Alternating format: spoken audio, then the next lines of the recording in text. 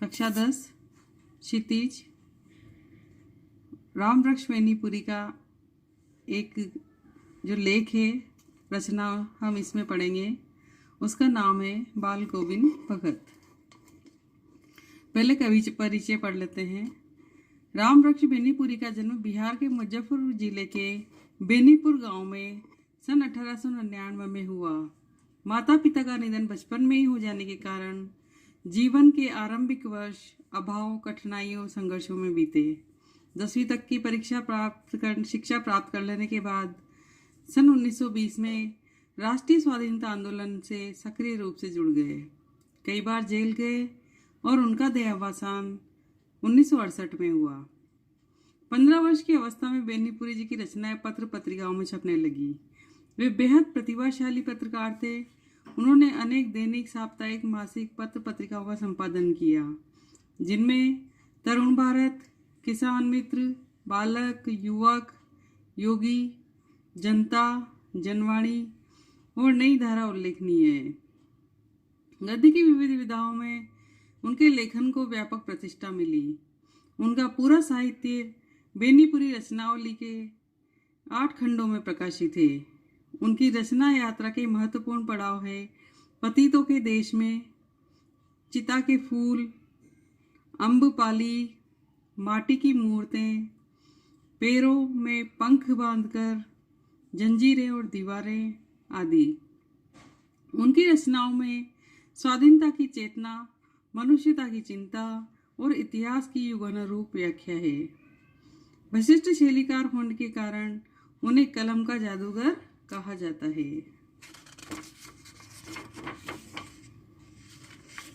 हमारे पाठ का नाम है बाल गोविंद भगत।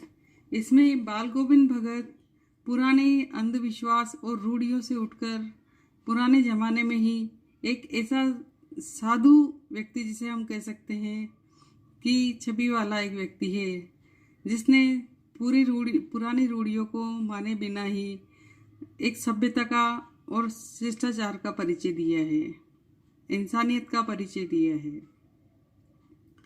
बाल गोविंद भगत।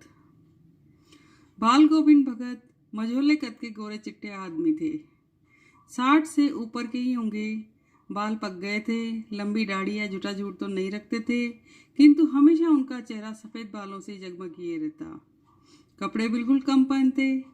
कमर में एक लंगोटी मात्र और सिर में कबीर पंथियों की सी कनपटी टोपी। जब जाड़ा आता, एक काली कमली ऊपर से ओढ़े रहते। मस्तक पर हमेशा चमकता हुआ रामानंदी चंदन, जो नाक के एक छोर से ही औरतों के टीके की तरह शुरू होता। गले में तुलसी की जड़ों की एक बेडोल माला बांधे रहते। ऊपर की तस्वीर से यह नहीं माना जाए कि बाल गोविंद भगत साधु थे। नहीं, बिल्कुल गृहस्थ। उनकी गृहिणी की तो मुझे याद नहीं। उनके बेटे और पतोहू को मैंने देखा था। थोड़ी खेती बाड़ी भी थी। एक अच्छा साफ सुथरा मकान भी था, किंतु खेती बाड़ी करते, परिवार देखते, परिवार रखते भी। बाल गोविंद भगत साधु थे। साधु की सब परिभाषाओं में खरे उतरने वाले। कबीर को साहब मानते थे, उन्हीं के गीतों को गाते, उन्हीं के आदेशों पर चलते। कभी झूठ नहीं बोलते, खरा व्यवहार रखते, किसी से भी दो टूक बात करने में संकोच नहीं करते, न किसी से खामखा झगड़ा मोल लेते, किसी की चीज नहीं छूते, न बिना पूछे व्यवहार में लाते। इस नियम को कभी कभी इतना बारीकी तक ले जाते कि लोगों को कौतूहल होता। कभी वह दूसरे के खेत में शौच के लिए भी नहीं बैठते। वह गृहस्थ थे, लेकिन उनकी सब चीज साहब की थी। जो कुछ खेत में पैदा होता, सिर पर लाद कर पहले उसे साहब के दरबार में ले जाते, और जो उनके घर से 4 कोस दूर पर था, एक कबीरपंथी मठ से मतलब, वह दरबार में भेंट रूप रख लिया जाकर प्रसाद रूप में जो उन्हें मिलता उसे घर लाते और उसी से गुजर चलाते। इन सब के ऊपर मैं तो मुग्ध था। उनके मधुर गान पर जो सदा सर्वदा ही सुनने को मिलते। कबीर के वे सादे सीधे सादे पद जो उनके कंठ से निकलकर सजीव हो उठते। आषाढ़ की रिमझिम है, समूचा गांव खेतों में उतर पड़ा है। कहीं हल चल रहे हैं, कहीं रोपनी हो रही है। धान के पानी भरे खेतों में बच्चे उछल रहे हैं। औरतें कलेवा लेकर मेड़ पर बैठी है। आसमान बादल से घिरा, धूप का नाम नहीं। ठंडी पुरवाई चल रही है। ऐसे ही समय आपके कानों में एक स्वर तरंग झनकार सी कर उठी। ये क्या है? ये कौन है? ये पूछना न पड़ेगा। बाल गोविंद भगत समूचा शरीर कीचड़ में लिथड़े अपने खेत में रोपनी कर रहे हैं। उनकी अंगुली एक एक धान के पौधे को पंक्तिबद्ध खेत में बिठा रही है। उनका कंठ एक एक शब्द को संगीत के जीने पर चढ़ाकर कुछ को ऊपर स्वर्ग की ओर भेज रहा है और कुछ को इस पृथ्वी की मिट्टी पर खड़े लोगों के कानों की ओर। बच्चे खेलते हुए झूम उठते हैं। मेड़ पर खड़ी औरतों के होठ कांप उठते हैं। वे गुनगुनाने लगती है। हलवाओं के पैर ताल से उठने लगते हैं। रोपनी करने वालों की उंगलियां एक अजीब क्रम से चलने लगती है। बाल गोविंद भगत का यह संगीत है या जादू? भादों की वह अंधेरी अधरतिया। अभी थोड़ी ही देर पहले मूसलाधार वर्षा खत्म हुई है। बादलों की गरज, बिजली की तड़प में आपने कुछ नहीं सुना हो, किंतु अब झिल्ली की झनकार या दारदूरों की टटर बाल गोविंद भगत के संगीत को अपने कोलाहल में डुबो नहीं सकती। उनकी खेजड़ी डिमक डिमक बज रही है। उनकी खंजड़ी डिमक डिमक बज रही है और वे गा रहे हैं। गोदी में पिएवा चमक उठे सखियां, चिहुक उठे ना। हाँ, पिया तो गोद में ही है, किंतु वह समझती है वह अकेली है। चमक उठती है, चिहुक उठती है। उसी भरे बादलों वाले भादों की आधी रात में उनका ये गाना अंधेरे में अकस्मात कौन उठने वाली बिजली की तरह किसे न चौंका देता। अरे, अब सारा संसार निस्तब्धता में सोया है। बाल गोविंद भगत का संगीत जगा रहा है। तेरी गठरी में लागा चोर मुसाफिर जाग जरा। कार्तिक आया नहीं कि बाल गोविंद भगत की प्रभातियां शुरू हुई, जो फागुन तक चला करती, और इन दिनों वह सवेरे ही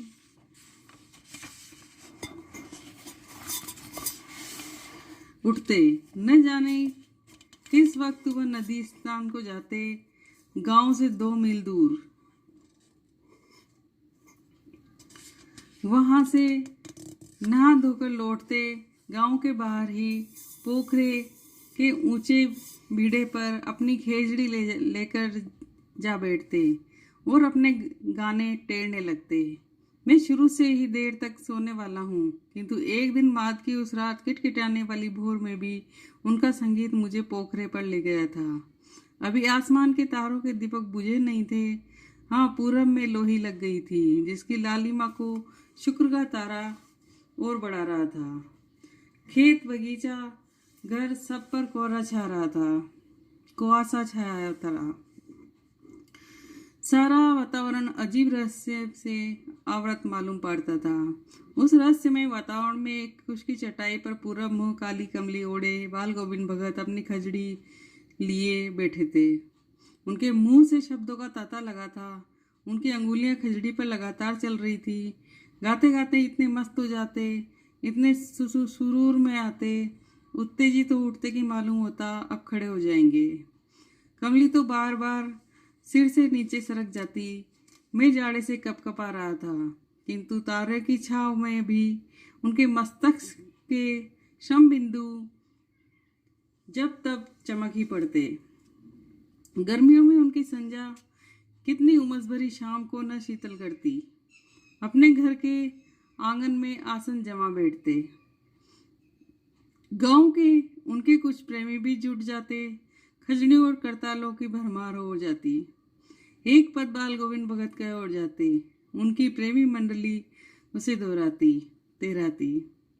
धीरे धीरे स्वर ऊंचा होने लगता, एक निश्चित ताल, एक निश्चित गति से।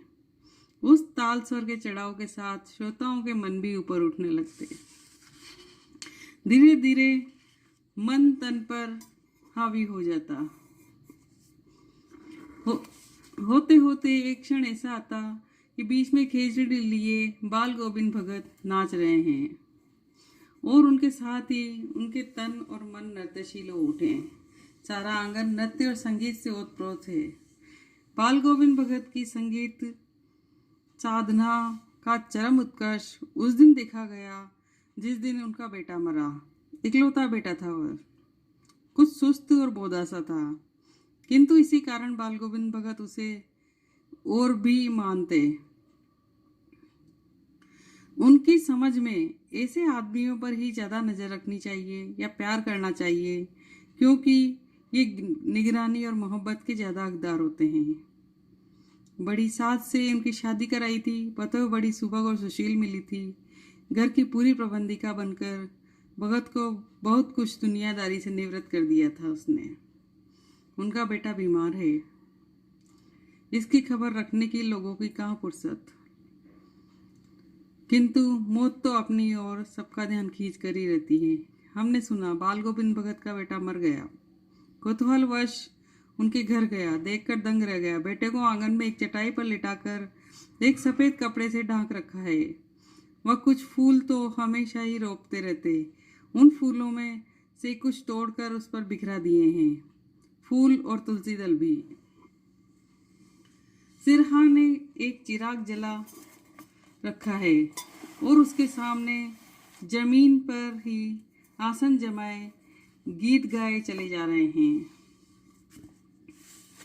वही पुराना स्वर, वही पुरानी तल्लीनता। घर में पतो रो रही है, जिसे गांव की स्त्रियां चुप कराने की कोशिश कर रही है, किंतु बाल गोविंद भगत गाए जा रहे हैं। हाँ, गाते गाते कभी कभी पतो के नजदीक भी जाते और उससे रोने के बदले उत्सव मनाने को कहते। आत्मा परमात्मा के पास चली गई। विरहिणी अपने प्रेमी से जा मिली। भला इससे बढ़कर आनंद की कौन बात।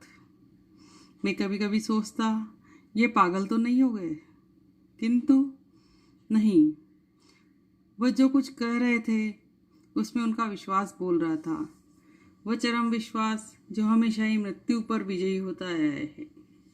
बेटे के क्रियाकर्म में तूल नहीं किया, पोतों से ही आग दिलाई उसकी।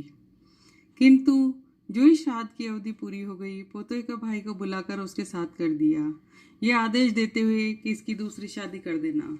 इधर पोते रो रो कर कहती, मैं चली जाऊंगी तो बुढ़ापे में आपके लिए भोजन कौन बनाएगा, बीमार पड़े तो चुल्लू भर पानी भी कौन देगा। मैं पैर पड़ती हूँ, मुझे अपने चरणों से अलग नहीं कीजिए। लेकिन भगत का निर्णय अटल था, तू जा, नहीं तो मैं ही इस घर को छोड़कर चल दूंगा। यह थी उनकी आखिरी दलील, और इस दलील के आगे बेचारी की क्या चलती। बाल गोविंद भगत की मौत उन्हीं के अनुरूप हुई। वह हर वर्ष गंगा स्नान करने जाते। स्नान पर उतनी आस्था नहीं रखते जितनी संत समागम और लोक दर्शन पर। पैदल ही जाते। करीब 30 कोस पर गंगा थी, साधु को संबल लेने का क्या हक। अतः घर से खाकर चलते तो फिर घर लौटकर ही खाते। रास्ते पर खजड़ी बजाते, गाते, जहाँ प्यास लगती पानी पी लेते। 4-5 दिन आने जाने में लगते। किंतु इस लंबे उपवास में भी वही मस्ती। अब बुढ़ापा आ गया था, किंतु टेक वही जवानी वाली। इस बार लौटे तो तबीयत कुछ सुस्त थी। खाने पीने के बाद भी तबीयत नहीं सुधरी। थोड़ा बुखार आने लगा, किंतु नेम व्रत तो छोड़ने वाले नहीं थे। वही दोनों जून, गीत, स्नान, ध्यान, खेती बाड़ी देखना दिन दिन छीजने लगे। लोगों ने नहाने धोने से मना किया। आराम करने को कहा, किंतु हंसकर टाल देते रहे। उस दिन भी संध्या में गीत गाए, किंतु मालूम होता जैसे तागा टूट गया हो। माला का एक एक दाना बिखरा हुआ। भोर में लोगों ने गीत नहीं सुना। जाकर देखा तो बाल गोविंद भगत नहीं रहे, सिर्फ उनका पंजर पड़ा है।